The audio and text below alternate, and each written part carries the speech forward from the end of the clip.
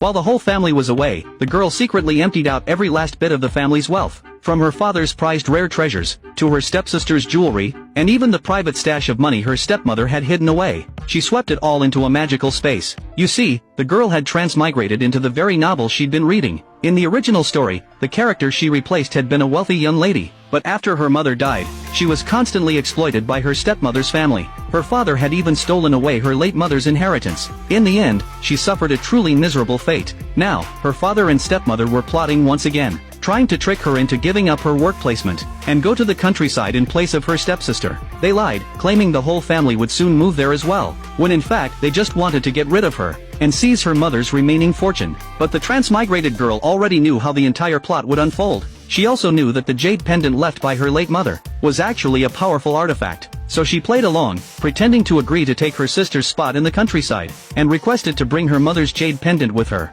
Her father, not suspecting anything, handed it over. The girl let out a triumphant smile. Then she asked her father for living expenses for her countryside trip. The father, already prepared, pulled out a bankbook and handed it to her. But the amount was barely a fraction of what he secretly kept for himself. The girl immediately showed her disdain, saying it was far too little, and began listing off an endless stream of necessary supplies she would need. The more her father listened, the more his heart ached, and he quickly stopped her, frowning that if she kept spending like this, the family would soon go bankrupt. Her stepmother also chimed in, saying the girl's demands were too excessive. The girl shot her a scornful look, snapping, "Since when is it your turn to have a say?" The two younger stepbrothers, seeing their mother scolded, immediately spoke up to defend her, but the girl turned around and slapped them both. While the stunned family froze in shock, she angrily rebuked them for being ungrateful, reminding them that every cent they spent came from her mother's money. So who were they to disagree? She warned them to shut up, or she'd slap them again. Seeing the situation spiral, her father had no choice but to agree, gritting his teeth and pulling out another bankbook with 10,000 yuan.